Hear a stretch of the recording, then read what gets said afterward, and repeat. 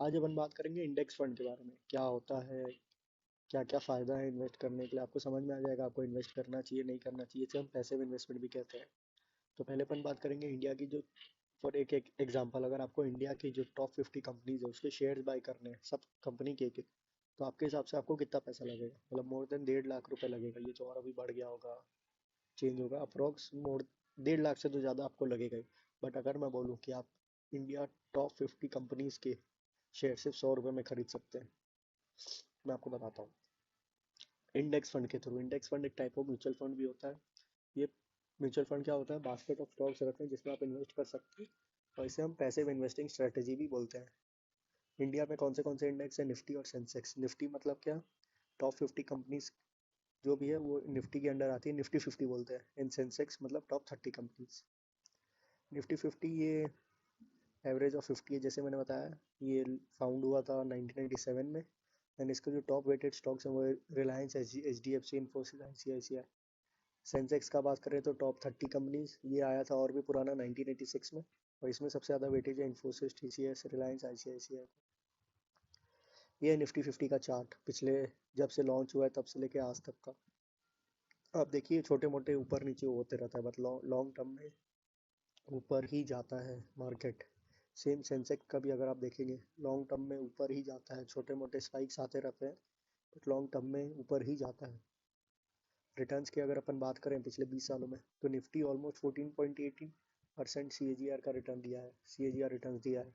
वहीं सेंसेक्स बात करें तो हल्का सा ज़्यादा सिमिलर रिटर्न ही दिया है, around 14% C A G R return. मतलब आप सोचिए, आपको कुछ काम नहीं करना है, सिर्फ एक एस आई पी लगानी है इंडेक्स फंड में, आपको कुछ और भी मगजमारी नहीं है।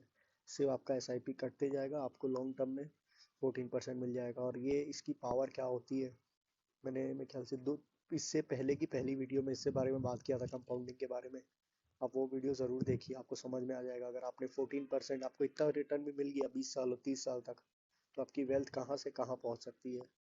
गोल्ड कितना दिया है? ऑलमोस्ट 12.38%। और फिक्स डिपॉजिट तो 7.1, ये भी बहुत ज़्यादा बोल रहा हूँ मैं, 7.1, 5-6% के आसपास है। उसमें भी टैक्स लगता है, अगर आप 30% में, तो और उसमें 30% माइनस कर दीजिए। तो निफ्टी और सेंसेक्स काफ़ी एक अच्छे इन्वेस्टमेंट ऑप्शन हो सकते हैं। माई इंडेक्स फंड, इसके बेनिफिट्स क्या है?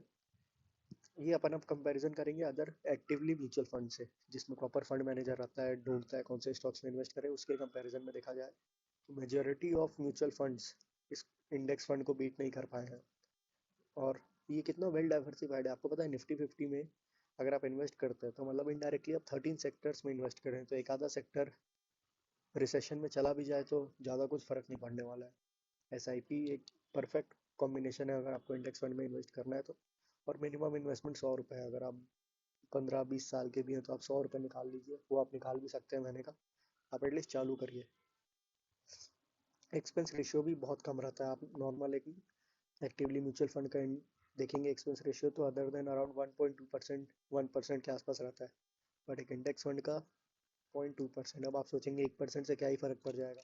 मैंने यहाँ पे एक ऐसी एग्जांपल लिया है, अगर आप 10,000 रुपये महीना इन्वेस्ट करते हैं 14% सी ए जी आर में, और 25 साल में, तो ये 1% ऑलमोस्ट 45 लाख का डिफरेंस कैलकुलेट कर सकते हैं। मतलब आप सोचिए, ऑलमोस्ट 45 लाख का डिफरेंस आप एक नॉर्मल इंडेक्स फंड में इन्वेस्ट करते हैं और एक नॉर्मल म्यूचुअल फंड में, तो ये एक्सपेंस रेशियो इतना मैटर करता है। फिर ये मैं आपको बताता हूँ, ये कुछ पिछले 5-6 सालों का डेटा है। इसमें number of actively mutual funds मैंने लिखे हैं। फिर active fund under performing Nifty, मतलब इसमें से इतने सारे फंड्स ने इंडेक्स फंड को भी बीट नहीं किया। तो आप परसेंटेज ऑफ अंडर परफॉर्मेंस देखेंगे, मतलब 2021 में 52% active mutual funds under perform किए इंडेक्स फंड के मुताबिक। मतलब आप नॉर्मल इंडेक्स में इन्वेस्ट करते तो आपको ज़्यादा परसेंट मिलता, आप रिटर्न्स आपको ज़्यादा मिलते। बट क्योंकि आपने एक्टिवली में इन्वेस्ट किया, तो ऑलमोस्ट 52% फंड्स कम परफॉर्म किए। और यही रेशियो 2018 में 93% था। जी काफ़ी इंप्रूव हो रहे हैं, आप देखेंगे कम ऊपर होते रहता है, पर एवरेज देखेंगे तो 50% के आसपास है। मतलब आधे से ज़्यादा एक्टिव म्यूचुअल फंड्स निफ्टी 50 को भी बीट नहीं कर पा रहे हैं, या सेंसेक्स को भी बीट नहीं कर पा रहे हैं, एक लॉन्ग टर्म के देखा जाए पिछले 20-25 सालों में। Thank you everyone, I hope आपको कुछ नया सीखने मिला हो। प्लीज़ चैनल को लाइक करिए, सब्सक्राइब करिए, वीडियो को, मैंने उल्टा बोल दिया, सॉरी, वीडियो को लाइक करिए, चैनल को सब्सक्राइब करिए।